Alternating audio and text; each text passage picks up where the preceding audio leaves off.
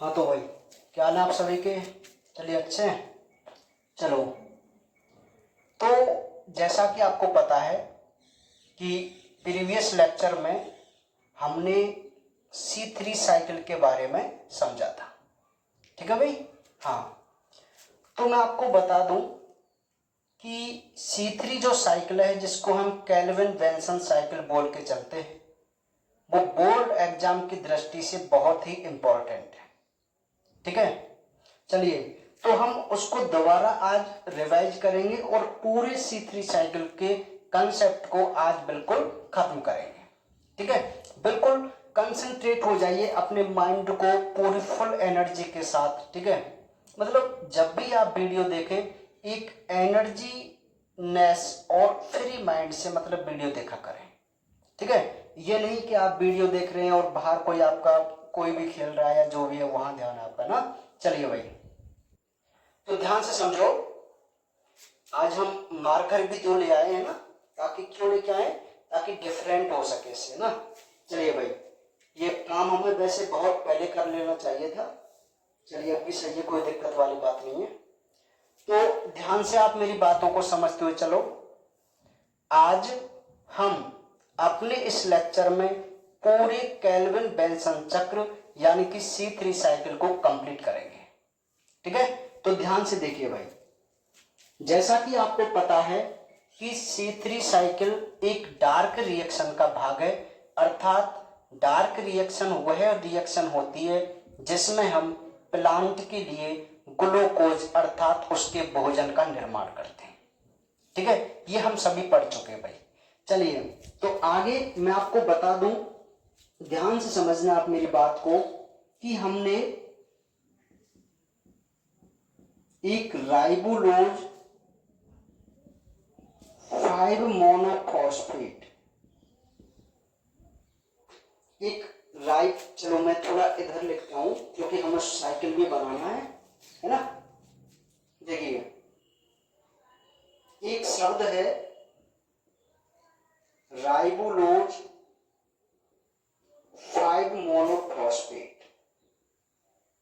ठीक है भाई, जैसा कि मैंने आपको बता दिया कि आरबीएसई बोर्ड में सिलेबस में यदि हमें C3 साइकिल समझना है तो उसकी 6 प्रावस्थाएं हैं, 6। लेकिन मोस्टली जो हमें याद रखनी है वो 4 प्रावस्थाएं याद रखनी है, जो मैंने आपको प्रीवियस लेक्चर में बताई थी कि यदि किसी बच्चे को C3 साइकिल को कंप्लीट करना है तो 4 प्रावस्थाएं उसके दिमाग में होनी चाहिए। कैसे? फर्स्ट है फॉस्फोरिलीकरण, सेकंड है कार्बोक्सिलीकरण, थर्ड है फिर फॉस्फोरिलीकरण और चौथा है अपचयन। ठीक है, पांचवा है हेक्सोज शर्करा का निर्माण और छठवां है आरयूबीपी की पुनः उत्पत्ति। तो ये 6 प्रावस्थाओं में हम अपने पूरे केल्विन चक्र को पढ़ते हैं। तो यदि अब एक बात मैं आपको कल बता चुका था, मैंने C3 साइकिल को अगर मुझे बनाना है तो मैंने इसकी 3 बातें याद की। क्या? एक तो ये पहला कंपाउंड जिसको मैं राइबोलोज 5 मोनोफॉस्फेट कहके चल रहा हूं। दूसरा, इसका प्रथम स्टेबल यौगिक जिसको मैं फॉस्फोग्लिसरिक एसिड बोलूंगा। और एक मैंने इसकी प्रावस्थाएं याद कर रखी थी। बस इन्हीं 3 शब्दों से मैं पूरे केल्विन चक्र को आराम से बना सकता हूं। यदि आप भी ऐसा करते हैं तो आराम से बना सकते हैं, नो प्रॉब्लम। ठीक है, चलिए तो बना के देखें। दिखाई दे रहा है आपको यहां तक क्लियर?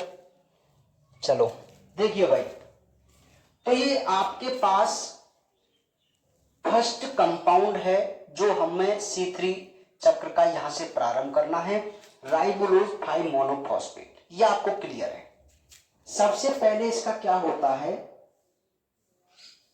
फॉस्फोरिलीकरण। जैसा कि मैंने आपको बताया था कि भाई यदि आपको हेडिंग क्रम से याद नहीं है तो आप C3 साइकिल को नहीं बना सकते। देखो, रटने वाले होते हैं, रट लेंगे, मैं ऐसा नहीं कह रहा, लेकिन कंसेप्ट यदि हमें इसका क्लियर करना है बिना रटे, जिसको हम कभी भी नहीं बोले, तो उसके ये चरण है भाई। सर्वप्रथम हमें इसकी हेडिंग जरूर याद होनी चाहिए।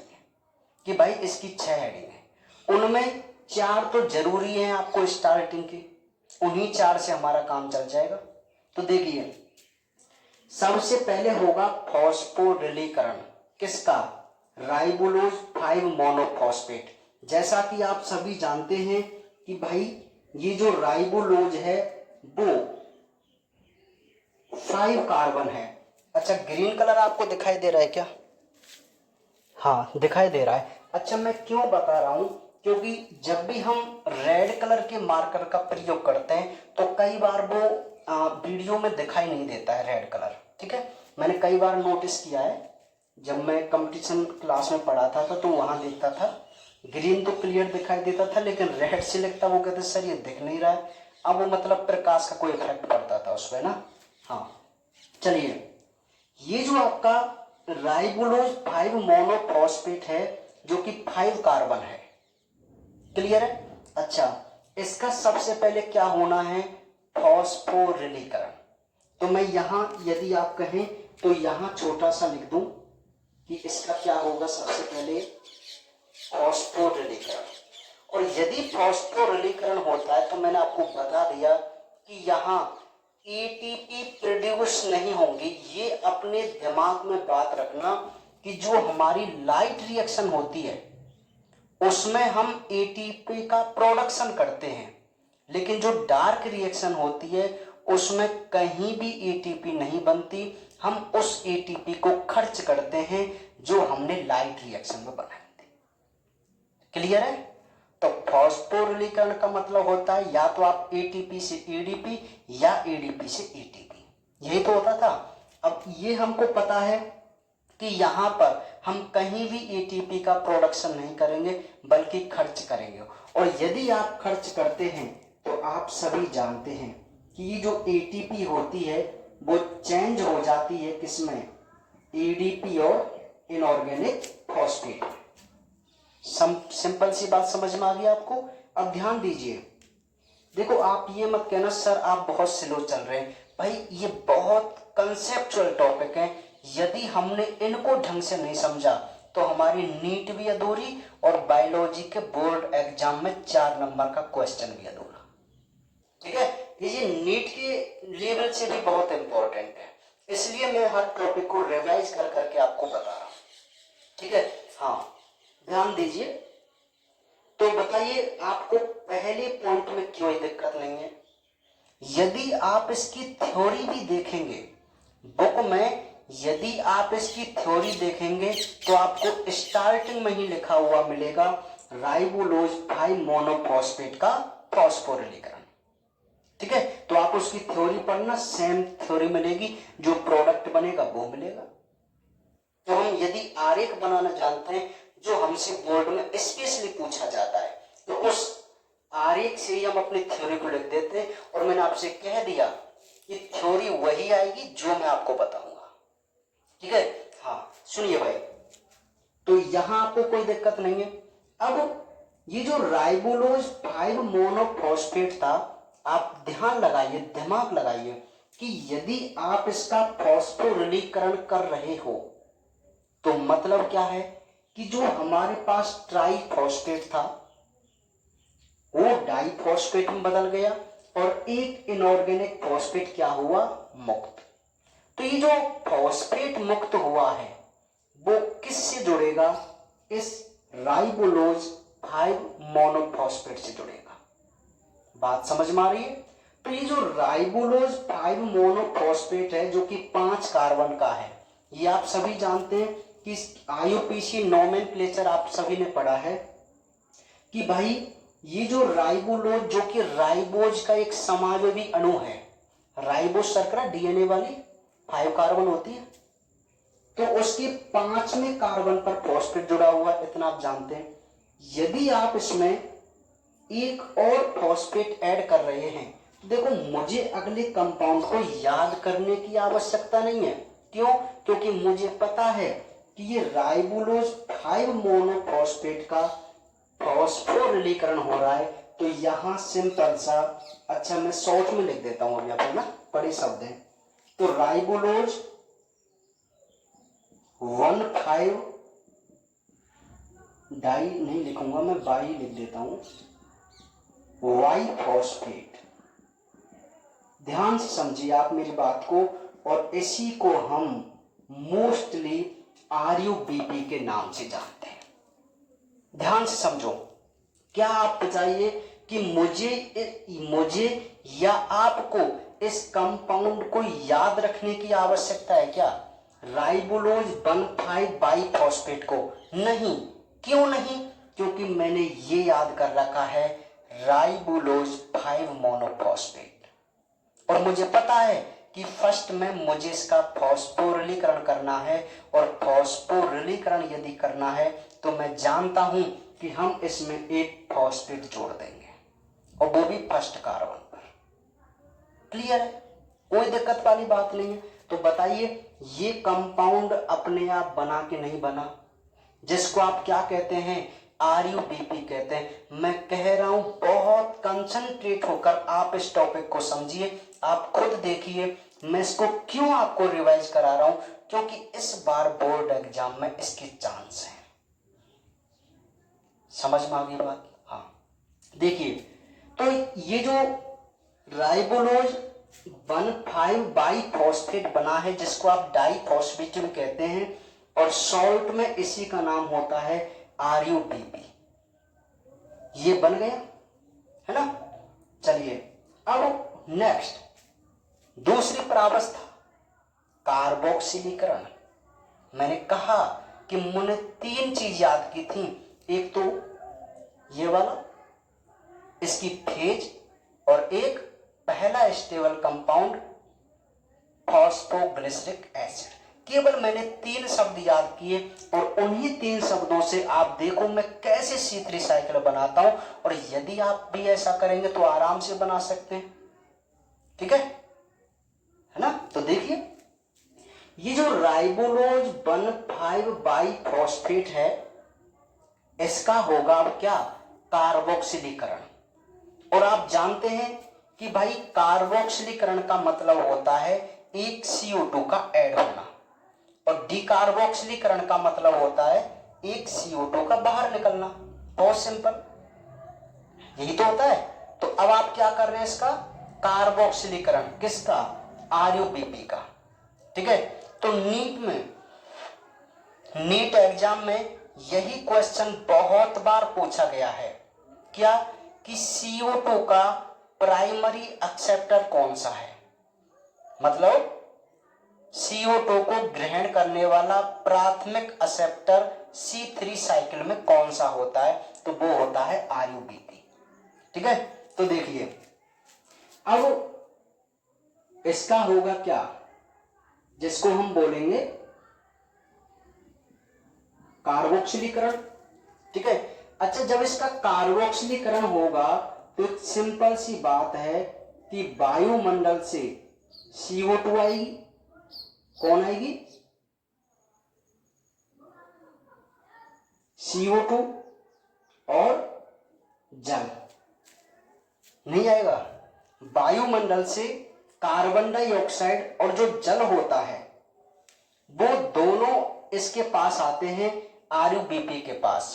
ये वही CO2 है जिसको आपको फिक्स करना है ग्लूकोज के मॉलिक्यूल में। आप जानते हैं ना, हम C3 साइकिल क्यों पढ़ रहे हैं, डार्क रिएक्शन क्यों पढ़ रहे हैं, क्योंकि हमें प्लांटों के लिए ग्लूकोज बनाना है। और ग्लूकोज किससे बनता है, कार्बन डाइऑक्साइड से। तो ये कार्बन डाइऑक्साइड कहां से आई, एक तो इन प्लांटों के पास खुद की कार्बन डाइऑक्साइड होती है, क्योंकि ये भी नॉर्मली श्वसन करते हैं, और हम जब श्वसन करते हैं तो हम बाह्य श्वसन के एक्सपायरेशन के दौरान क्या करते हैं भाई, CO2 ही बाहर निकालते हैं। तो वायुमंडल की CO2 और खुद की जो इनकी CO2 होती है, वह CO2 स्टोमेटा के माध्यम से, रंध्रों के माध्यम से इस लीफ में प्रवेश किया उसने, पत्ती में, और प्रवेश करने के बाद इसका प्राइमरी एक्सेप्टर कौन था, RUBP। ये नीट में कई बार क्वेश्चन में आ चुका है। अब ये तो प्राइमरी एक्सेप्टर है। अब यहां पर मैं एक बात और बता दूं, जिसका मैंने कल जिक्र इसलिए नहीं किया क्योंकि मुझे उसके बारे में बताना था, लेकिन आज मैं यहाँ उसका जिक्र जरूर करूंगा। तो देखिए, वो एंजाइम है एक जिसका नाम है रूबिस्को। क्या नाम है भाई? रूबिस्को। ध्यान से समझना, rubisco very very important enzyme. क्या? Rubisco enzyme. क्या है भाई रूबिस्को एंजाइम? ये जो रूबिस्को एंजाइम होता है, इसका जो पूरा नाम है राइबोलोज बिसफॉस्फेट कार्बोक्सिलेज ऑक्सीजनेज। क्या नाम है इसका? मैं यहां नोट कर दूं, आप नोट कर लेना एक बार, है ना। राइबोलोज बिसफॉस्फेट कार्बोक्सिलेज ऑक्सीजनेज। ध्यान से समझना, ये जो राइबोलोज बिसफॉस्फेट कार्बोक्सिलेज ऑक्सीजनेज, ये क्या है भाई? ये इसका नाम है किसका? रूबिस्को एंजाइम का। ठीक है, रूबिस्को एंजाइम का नाम है, आप कहीं भी नोट कर लेना, है ना। नोट्स में मैंने नहीं लिखा है, तो अब मैं आपको बता रहा हूं, तो अब याद रखना, ध्यान से समझना मेरी बात को। इसके नाम के पीछे कार्बोक्सिलेज और ऑक्सीजनेज लिखा हुआ है, लिखा हुआ है ना। तो एक वेरी वेरी इंपॉर्टेंट एंजाइम है। क्यों इंपॉर्टेंट है? क्योंकि यदि इसको CO2 मिल जाए तो कार्बोक्सिलेज की तरह काम करता है, अर्थात CO2 को देता है RuBP के लिए और रन करता है C3 साइकिल को। ठीक है, लेकिन यदि कोई कारणवश, अब उस बहुत बड़ा कारण है, मैं आपको अभी बताऊंगा जब ये C3 साइकिल हो जाएगा। ठीक है, अब इसका नाम ऑक्सीजनेज भी तो है कि नहीं? तो क्यों है ऑक्सीजनेज? क्योंकि जो रूबिस्को एंजाइम होता है वो बड़ा ही बुद्धिमान मीठा ठग होता है। कैसे भाई? ये CO2 से भी दोस्ती करता है और ऑक्सीजन से भी दोस्ती करता है। कोई भी मिल जाए इसको, मतलब लालची प्रकार का है। यदि CO2, लेकिन जो इसका बेस्ट फ्रेंड है वो CO2 है। यदि CO2 और ऑक्सीजन की कंसंट्रेशन लीफ में समान हो तो ये प्रेफर करता है CO2 को, अर्थात CO2 को ही एक्सेप्ट करता है और उसे देता है RuBP के लिए, जिससे चलता है C3 साइकिल कंप्लीट और बनता है ग्लूकोज। यदि कोई कारणवश प्लांट में ऑक्सीजन की सांद्रता ज्यादा हो जाए और CO2 की सांद्रता कम रह जाए तो ये रूबिस्को एंजाइम क्या करता है? उस ऑक्सीजन के साथ दोस्ती कर लेता है, और उस ऑक्सीजन के साथ जब ये दोस्ती करता है तो उस ऑक्सीजन को देता है RuBP के लिए। और मैं आपको बता दूं कि जैसे ही RuBP को ऑक्सीजन मिले CO2 की बजाय, तो एक अलग से प्रक्रिया होती है जिसको हम फोटो रेस्पिरेशन या प्रकाशीय श्वसन कह के चलते हैं, जिसको हम C2 साइकिल के नाम से जानते हैं। किस नाम से जानते हैं? C2 cycle, photo respiration. बहुत ही ध्यान से मेरी इस बात को आप समझना, मैं यही पूरी चीज को क्लियर कर रहा हूं। C3 साइकिल तो हमारे बाएं हाथ का खेल है, ठीक है, लेकिन हमें अपने हर कंसेप्ट को क्लियर करना है। ध्यान दीजिए, ये जो रूबिस्को एंजाइम है जिसका पूरा नाम हमें पता है, और उस नाम से ही हमें यह पता चल गया कि ये कार्बोक्सिलेज और ऑक्सीजनेज दोनों की तरह काम करता है। यदि इसको CO2 मिले तो CO2 को प्रेफर करता है RuBP के लिए और C3 साइकिल चलाता है ना। और यदि इसको O2 ज्यादा मिल जाए, CO2 कम मिले, लीफ में कोई कारणवश ऑक्सीजन ज्यादा हो जाए, अब वो कारण भी हम बताएंगे, तो ये क्या करता है? RuBP को उस ऑक्सीजन को दे देता है, और जिससे कौन सा चक्र चलता है? C2 cycle. ये C3 है, फिर उसमें कौन सा चलता है? C2। और एक बहुत ही हानिकारक एक घटना होती है जिसको हम फोटो रेस्पिरेशन या प्रकाशीय श्वसन कहते हैं। अच्छा, क्यों होती है हानिकारक, मैं आपको बता दूं। यदि आपके प्लांट में C3 साइकिल रन नहीं हुआ तो आपके प्लांट के पास भोजन नहीं बनेगा। बताओ बनेगा क्या? नहीं बन सकता ना। तो इसीलिए जब भी प्लांट में C2 साइकिल चलता है तो उस प्लांट में भोजन का निर्माण नहीं हो पाता। ठीक है, तो यही C3 साइकिल की एक कमी है। क्या कि इन प्लांटों में फोटो रेस्पिरेशन की घटना देखी जाती है। और मैंने आपको बताया था कि डिफरेंट प्लांटों में डार्क रिएक्शन अलग अलग चक्रों के माध्यम से होती है। वो इसीलिए होती है कि जो प्लांट ओनली C3 होते हैं, जनरली जो हम प्लांट देखते हैं ये सभी C3 प्लांट हैं।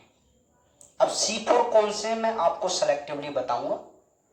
तो ये जो C3 प्लांट हैं उनमें रूबिस्को एंजाइम की वजह से ये घटनाएं ज्यादातर देखने को मिलती हैं, जिसको हम फोटो रेस्पिरेशन कहते हैं। एक सिंपल सी बात है फोटो रेस्पिरेशन की कि इसमें प्लांट के लिए ग्लूकोज नहीं बनता, तो ये हानिकारक रिएक्शन होती है। तो यही हानिकारक रिएक्शन नहीं हो प्लांटों में, तो इसीलिए कुछ प्लांटों ने अपने ग्लूकोज निर्माण का रास्ता चेंज कर दिया। ठीक है, और वो कहलाए C4 प्लांट। बस यही अंतर है C3 C4 में। ठीक है, इस फोटो रेस्पिरेशन को कंट्रोल करने के लिए, अर्थात ये फोटो रेस्पिरेशन की क्रिया नहीं हो, इसी को रोकने के लिए प्लांटों ने C4 चक्र को अपनाया। अब कैसे अपनाया, क्या होता है, वो हम अभी आगे पढ़ेंगे। ठीक है, तो यहां रूबिस्को एंजाइम आपको समझ में आ गया है ना भाई। चलिए अब देख लीजिए नेक्स्ट। अब हम फटाफट चलेंगे अपने इस टॉपिक पे। अब ये बहुत सिंपल है। RUBP का क्या हो रहा है भाई, कार्बोक्सिलीकरण हो रहा है। और आप जानते हैं कार्बोक्सिलीकरण हो रहा है, ये RUBP 5 कार्बन है कि नहीं, 5 कार्बन का है। तो जैसे ही इसमें एक कार्बन ऐड होता है, ये 6 कार्बन का होना चाहिए, बनना चाहिए ना। लेकिन यदि ये 6 कार्बन का हो गया तो भाई ये तो ग्लूकोज बन जाएगा, अर्थात हेक्सोस शर्करा बन जाएगी, जो कि हमें अभी नहीं बनानी। ठीक है, तो इसीलिए क्या करता है, मैं आपको बता दूं कि ये जो RUBP है वो एक अनस्टेबल कंपाउंड है, अस्थायी कंपाउंड है, जो जैसे ही इसका कार्बोक्सिलीकरण होता है इसके पास 6 कार्बन हो जाते हैं। नहीं होंगे क्या, 5 खुद के, 1 CO2 है ना। तो रूबिस्को एंजाइम इस CO2 को ऐड कर देता है RUBP कंपाउंड में, और इसके पास हो जाते हैं 6 कार्बन। लेकिन ये क्या करता है, ये 3-3 कार्बन के 2 अणुओं में टूट जाता है, और उस स्टेबल कंपाउंड का नाम होता है 3-फॉस्फोग्लिसरिक एसिड। वेरी वेरी इंपॉर्टेंट, क्या है, 3-फॉस्फोग्लिसरिक एसिड। और ये 3-फॉस्फो जो ग्लिसरिक एसिड है, इसके कितने मॉलिक्यूल हैं, इसके 2 मॉलिक्यूल हैं। कितने, 2 मॉलिक्यूल। कितने कार्बन का है, 3 कार्बन का है। कितने अणु हैं, 2। तो मैं आपको बता दूं, चूंकि इसमें प्रथम स्थायी उत्पाद जिसको हम 3-फॉस्फोग्लिसरिक एसिड कह के चल रहे हैं, वो 3 कार्बन का होता है, इसलिए इसको हम C3 चक्र के नाम से जानते हैं। समझ में आ गई बात, इसको C3 चक्र क्यों कहते हैं। ठीक है, तो मैंने इसको भी याद कर रखा था, प्रथम स्टेबल उत्पाद को, है ना, ये याद किया था, याद किया तो मैंने लिख दिया। ठीक है, अब बात समझ में आ गई आपको। यहां तक हमारे 2 चरण कंप्लीट हो गए, एक तो फॉस्फोरिलीकरण और एक कार्बोक्सिलीकरण। क्लियर है। चलिए अब तीसरा जो हेडिंग थी वो क्या थी, वही फॉस्फोरिलीकरण। सिंपल सी बात है। अब फॉस्फोरिलीकरण आपको किसका करना है बताओ, फॉस्फोग्लिसरिक एसिड का करना है। तो आप नहीं जानते क्या, आपको अगला कंपाउंड याद करना है क्या, भाई मुझे तो नहीं करना, वेरी वेरी सिंपल। क्यों? क्योंकि मुझे पता है आप इसमें फॉस्फेट जोड़ने वाले हैं। क्यों? क्योंकि भैया वो फॉस्फोरिलीकरण हो रहा है, तो वही सिंपल सी बात आ जाएगी। ठीक है, एटीपी जो है वो चेंज हो जाएगी एडीपी और इनऑर्गेनिक फॉस्फेट में, और ये जो अगला जो कंपाउंड बनेगा आप मुझे बताइए 1,3 डाइफॉस्फोग्लिसरिक एसिड बनेगा कि नहीं बनेगा? 1,3, अरे भाई बहुत सिंपल है, क्योंकि आप एक फॉस्फेट और जोड़ रहे हो किसमें? 3-फॉस्फोग्लिसरिक एसिड में। तो बहुत सिंपल सा है, 1,3 डाइफॉस्फोग्लिसरिक एसिड होगा कि नहीं होगा? बताओ, आपको इसे याद करने की आवश्यकता है क्या?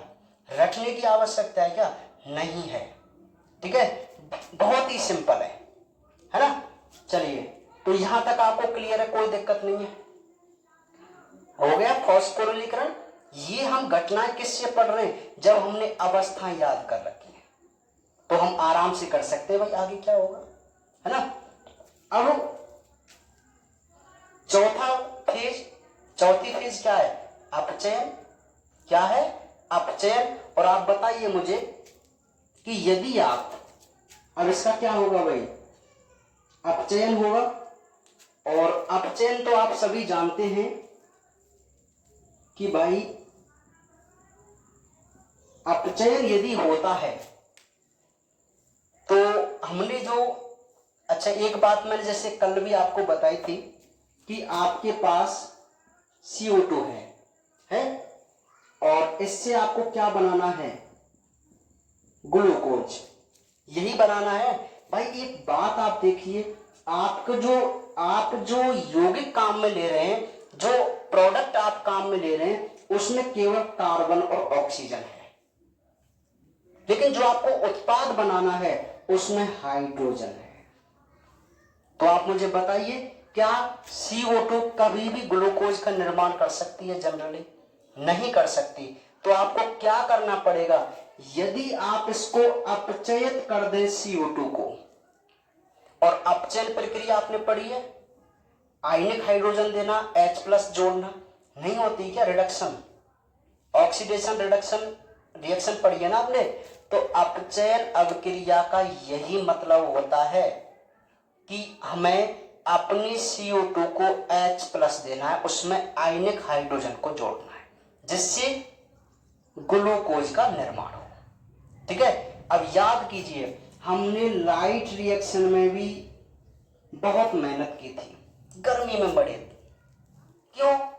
हमें 80 मिलिट्री पावर बनानी थी, एक अपचायक एंजाइम बनाना था। वो अपचायक एंजाइम हमने यहां तक के लिए रख रखा था। ठीक है, समझ में आ गई बात? तो यहां हमारा जो NADPH+H+ होता है वो अपचयित होकर किसमें बदल जाता है? NADP+ में। समझ में आई बात? नहीं आई? क्यों भैया? क्योंकि ये इसने अपचयित कर दिया डाइफॉस्फोग्लिसरिक एसिड को, जिसके पास CO2 था, कार्बन मॉलिक्यूल था। ठीक है, तो अब उसमें H+ जुड़ेगा कि नहीं जुड़ेगा? जुड़ जाएगा ना। तो खुद किस्म बदल गया NADP में, और ये NADP किस्म बदलना है आगे चल के NADPH में लाइट रिएक्शन से। सिंपल सी बात है। तो ये जो अपचयन होता है, अब आप सभी ने ऑर्गेनिक केमिस्ट्री पढ़ी है कि एसिड यदि अपचयित होते हैं तो वो एल्डिहाइड में बदलते हैं। बहुत सिंपल है। और एक बात कि यहां से एक इनऑर्गेनिक फॉस्फेट भी मुक्त हो जाता है। अब आप देखिए अगला कंपाउंड क्या बनना चाहिए। आपके पास जो 1,3 डाइफॉस्फोग्लिसरिक एसिड था, एक तो उसका अपचयन होगा, अर्थात एसिड एल्डिहाइड में बदलेगा, जनरली बात है, और इसमें से एक फॉस्फेट भी निकल रहा है। तो आप बताइए, आप इसको 3-फॉस्फोग्लिसरैल्डिहाइड बोल सकते नहीं बोल सकते? आप नाम समझ लेना, उससे ही इसकी सॉल्ट फॉर्म देख लेना भाई, है ना भाई? एसिड था वो एल्डिहाइड में चेंज हो गया, क्योंकि यहां अपचयन हो रहा है। और ये जो वन था, क्योंकि ये इनऑर्गेनिक फॉस्फेट हमने निकाल दिया, पहले यहां जोड़ा था तो वन हो गया, यदि हम इसको वापस निकाल दें तो दोबारा से ये 3 रह जाएगा ना, रह जाएगा ना, एक ही फॉस्फेट रहेगा ना इस पे। तो अब यहां हम डाई वगैरह थोड़ी लगा रहे हैं, तो डायरेक्ट 3 फॉस्फोग्लिसरैल्डिहाइड।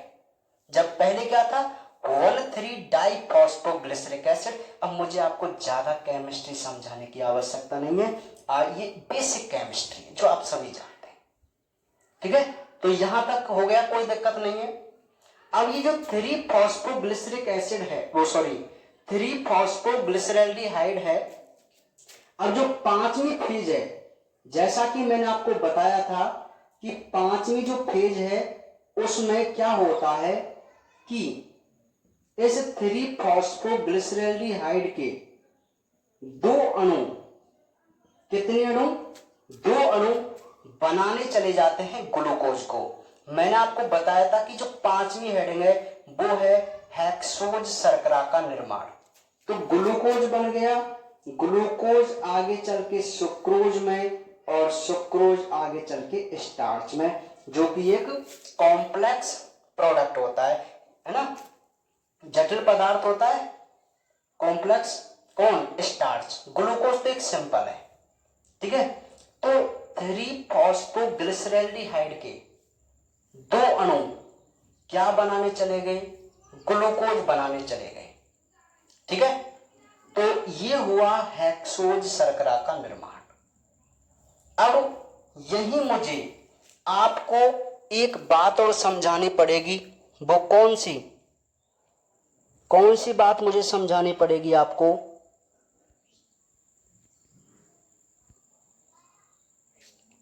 आपको मुझे यही समझाना पड़ेगा कि इसके कितने मॉलिक्यूल होते हैं।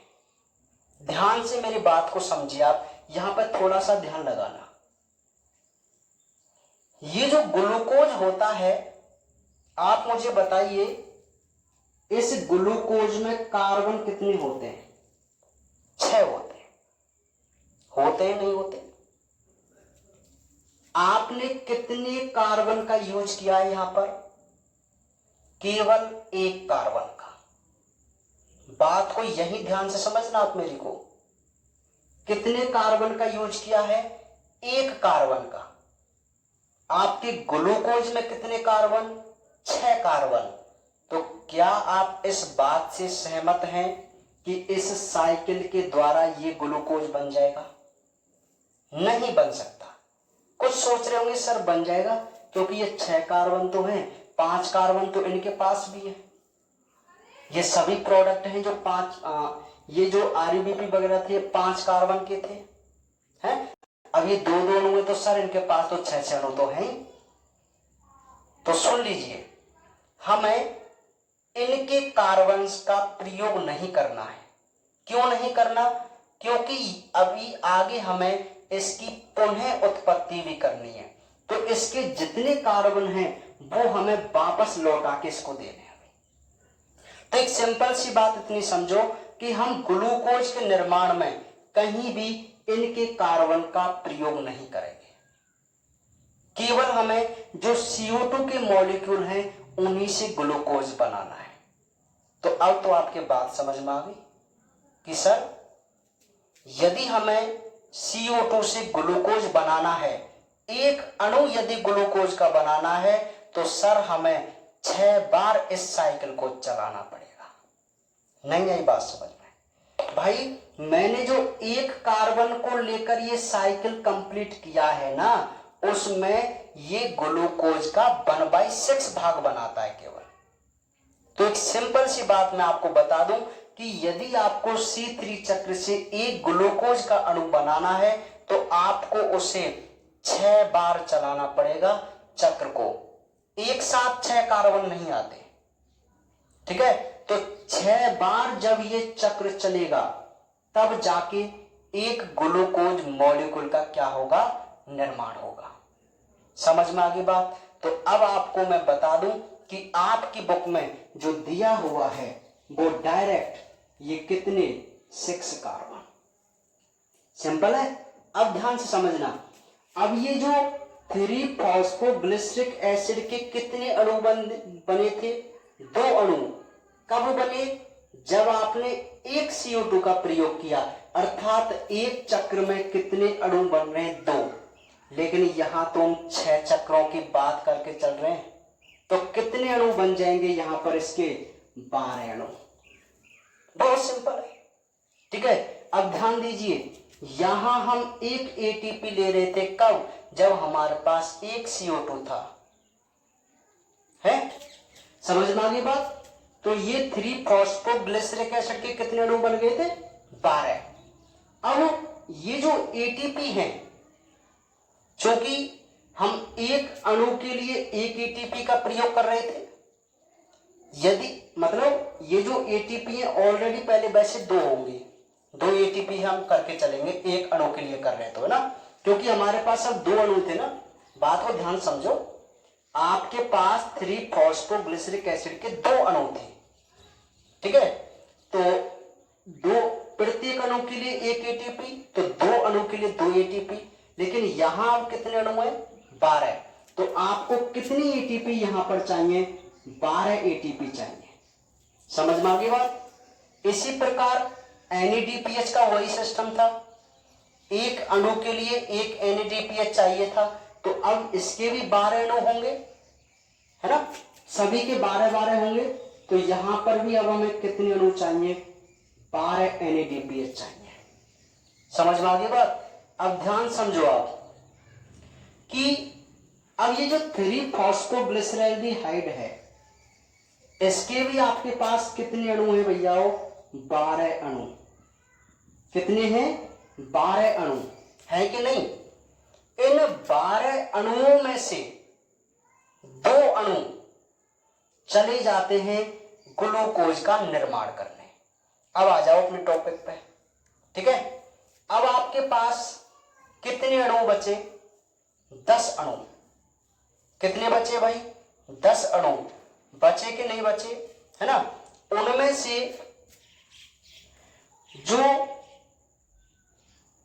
6 अणु हैं, 6 अणु वो बनते हैं और 4 अणु उत्पत्ति करने में खर्च हो जाते हैं। तो मैं आपको बता दूं, यहां पर सिंपली जो नेक्स्ट है, मतलब ये तो बात हो गई, यहां पर ग्लूकोज बनाने चला गया।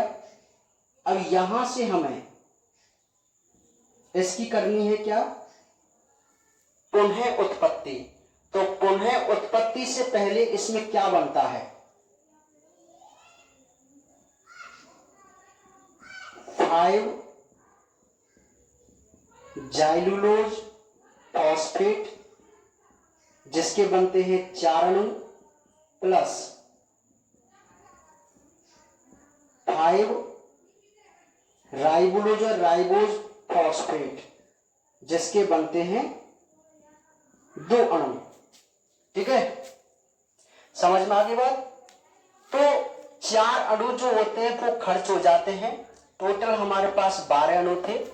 अब ये जो 5 जाइलुलोज फॉस्फेट है, जिसके 4 अणु थे, ये आगे चलकर करते हैं RUBP। तो मैं यहां लिख देता हूं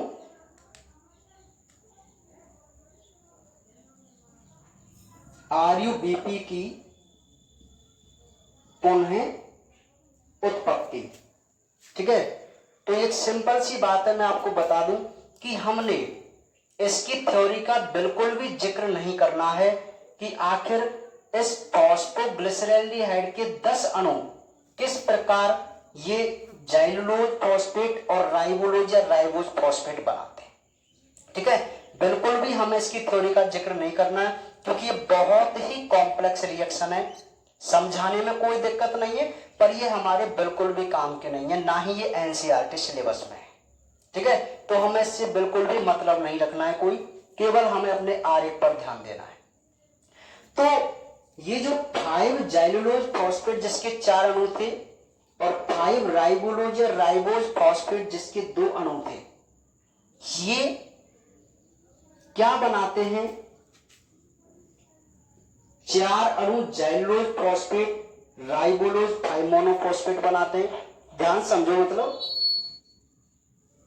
ये जो 2 अणु है ना, मतलब 2 प्रोडक्ट आपको दिखाई दे रहे हैं, जाइलुलोज और राइबोलोज, इनके 6 अणु हैं। तो ये क्या करते हैं, इस आरयूबीपी को बनाने के लिए, क्योंकि हमें अपने साइकिल को दोबारा रन कराना है ना, तो इसलिए ये क्या करते हैं, 4 अणु इसके और 2 अणु इसके, ये टोटल मिलाकर हमारे 6 अणु बना देते हैं। किसके, राइबोलोज 5 मोनोफॉस्फेट के। कितने अणु, 6। सिंपल है कि जो जाइलुलोज है वो 4 अणु बनाता है राइबोलोज फॉस्फेट के, राइबोलोज है वो 2 अणु बनाता है राइबोलोज फॉस्फेट के। ठीक है, जिससे हमारे पास अब 6 अणु बन जाते हैं राइबोलोज 5 मोनोफॉस्फेट के, और 6 ही अणु बनेंगे अब इसके, किसके, आरयूबीपी के। नहीं है बात समझ में? अरे भाई, एक CO2 को लेगा एक अणु आरयूबीपी का, लेकिन हमारे पास तो 6 अणु हैं CO2 के, तो आपको 6 अणु नहीं चाहिए क्या आरयूबीपी के? ठीक है, तो वो 6 अणु यहां से निकल के आए थे। देखो, 3 फॉस्फोग्लिसरॉल्डिहाइड के 12 अणु बनेंगे, जिनमें से 2 अणु बनाने चले गए कहां, ग्लूकोज। 4 खर्च हो जाते हैं, और 4 बनते हैं जाइलुलोज के और 2 बनते हैं राइबोलोज के। तो ये दोनों कुछ अभिक्रियाएं करके उस आरयूबीपी की पुनः उत्पत्ति करने जाते हैं, और जब ये उत्पत्ति करने जाते हैं तो दोनों मिलकर राइबोलोज 5 मोनोफॉस्फेट, जो हमारी बुक में डायरेक्ट राइबोलोज फॉस्फेट दिया हुआ है, उसके बनाते हैं 6 अणु। और ये 6 अणु अब फॉस्फोरिलीकृत होंगे। तो कितने अणु चाहिए आपको, 6 ATP। भाई अब ये 6 अणु है, यहां 12 थे इसलिए 12 ATP, लेकिन यहां तो 6 अणु हैं, इनका फॉस्फोरिलीकरण होगा तो 6 ATP चाहिए, 6 ADP में बदलेंगे, और जो क्या बनाएंगे, 6 RUBP, और 6 RUBP 6 CO2 के साथ मिलकर हमारे C3 साइकिल को दोबारा से रन करेंगे। समझ में आई के बात नहीं आई? तो भाई ये था हमारा C3 साइकिल, जिसको हम केल्विन बेंसन चक्र बोल के चल रहे थे। फटाफट इसको नोट कर लीजिए 1 मिनट में, वेरी वेरी इंपॉर्टेंट।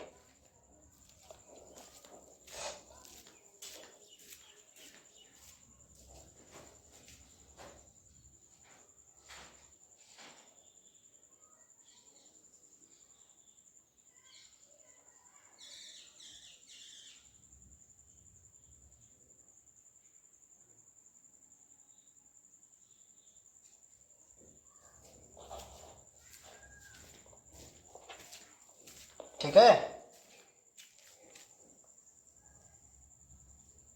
बना लिया? तो ये था भाई हमारा C3 साइकिल, जिसको हम केल्विन बेंसन चक्र बोल के चलते हैं। ठीक है, एक बार इसको रिवाइज कर लें, है ना। देखिए, हमें अणुओं की संख्या में कहीं भी कंफ्यूज नहीं होना है, ये हमको पता है। आप याद रखिए कि एक ग्लूकोज के निर्माण करने के लिए C3 चक्र को 6 बार चलना होता है। ठीक है, अब आप याद रखेंगे जैसे कि सर हमने पहला यौगिक याद रख रखा है राइबोलोज 5 मोनोफॉस्फेट, याद है हमें। और सर हमने इसकी 6 अवस्थाएं याद रखी हैं। मैंने कहा कौन कौन सी? मैं सर फॉस्फोरिलीकरण, कार्बोक्सिलीकरण, फॉस्फोरिलीकरण, अपचयन, हेक्सोशर्करा का निर्माण और आरयूबीपी की पुनरुत्पत्ति। मैंने बहुत अच्छा, ठीक है। मैं चलो ठीक है, इसको करके देखते हैं। मैं सर हमने एक बात और याद रख रखी थी कि इसका जो प्रथम स्टेबल कंपाउंड है वो 3 फॉस्फोग्लिसरिक एसिड है, और सर वो 3 कार्बन का होता है, इसलिए इसको हम C3 चक्र कहते हैं। मैंने भाई यदि आपको ये 3 बात याद है तो आप C3 चक्र को कुछ इस प्रकार कर सकते हैं। देखिए कैसे। सबसे पहले हम यहां लिखेंगे राइबोलोज 5 मोनोफॉस्फेट। हमें अणुओं से अभी कोई मतलब नहीं है, ठीक है। तो इसका पहले फॉस्फोरिलीकरण होगा तो आप समझ जाएंगे एटीपी एडीपी में बदलेगी, क्योंकि हमको पता है यहां एटीपी खर्च करनी है।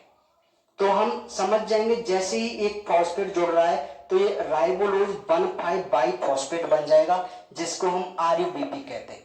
और आरयूबीपी प्राइमरी एक्सेप्टर होता है CO2 को लेने वाला C3 चक्र में, है ना। अब आप देखेंगे सर इसका होगा कार्बोक्सिलीकरण, जिसमें एक वेरी वेरी इंपॉर्टेंट एंजाइम भाग लेता है जिसको हम रूबिस्को एंजाइम कहते हैं, है ना। तो यहां जो CO2 है और H2 है वो ऐड होंगी, तो इसमें क्या होगा कि सर 5 कार्बन का आरयूबीपी था, और यदि इसमें एक कार्बन जाएगा तो इसके पास 6 कार्बन हो जाएंगे।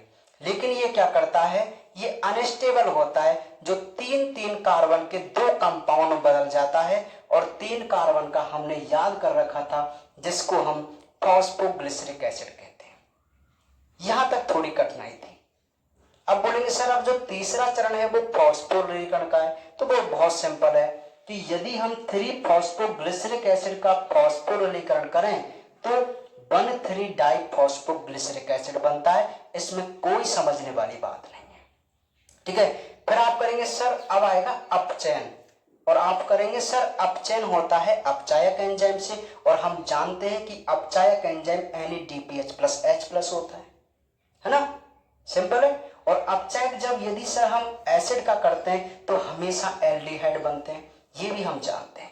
तो आप सिंपली और एक साथ फॉस्फेट निकल जाएगा तो हम लिख देंगे सर अब बनेगा 3-फॉस्फोग्लिसरैल्डिहाइड। और इस 3-फॉस्फोग्लिसरैल्डिहाइड का सर अब 5वीं है हेक्सो शर्करा का निर्माण। तो आप कहेंगे सर इसके 2 अणु ग्लूकोज बनाने चले जाते हैं और बाकी अणु आरयूबीपी की पुनः उत्पत्ति करने चले जाते हैं, जिनमें अच्छा ये भी हमें याद रख लेना है जाइलोलोज और राइबोलोज फॉस्फेट। सिंपल सी बात है, क्या दिक्कत है इसमें, ठीक है। बन गया आरयूबीपी। अब अणुओं की बात आएगी तो आप बोलेंगे सर यहां तो एक CO2 से तो 1/6 बनेगा, तो 6 CO2 यहां से स्टार्ट करो आप। जैसे आप यहां से 6 प्रारंभ करेंगे आपके जल के भी 6 होंगे, आप कोई दिक्कत वाली बात नहीं है ऐसे तो, है ना। तो अब आप समझ जाएंगे सर पहले यहां जब 2 अणु बन रहे थे अब ये 12 बन जाएंगे, तो बस 12-12 का यहां सिस्टम चल जाएगा, है। उनमें से 2 यहां 6 यहां पर, और जब यहां 6 आएंगे तो अब ये 6 का सिस्टम चल जाएगा यहां तक। यहां से तो 12 हो ही रहे, तो ये अणुओं वाला काम भी हमारा कंप्लीट है। क्या दिक्कत है भाई इसमें। तो ये था हमारा C3 साइकिल। तो इस C3 साइकिल को समझने के लिए आप प्रीवियस लेक्चर भी देखो, इस वाले लेक्चर को भी देखो, और कल की हमारी वेरी वेरी इंपॉर्टेंट क्लास है जिसमें हम अपने पूरे C4 चक्र को कंप्लीट कर लेंगे कल के दिन। तो छोटा है, ठीक है। तो बाकी बातें करेंगे वो कल।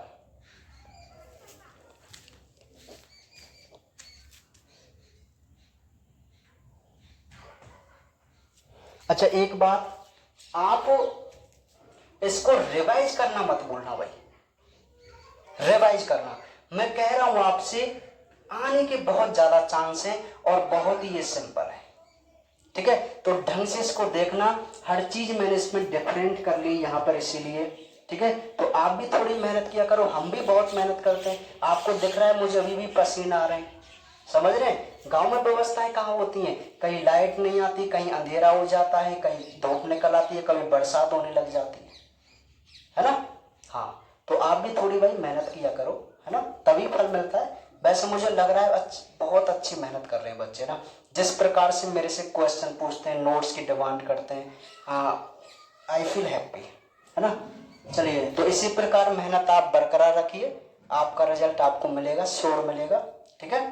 तो बाकी मिलते हैं।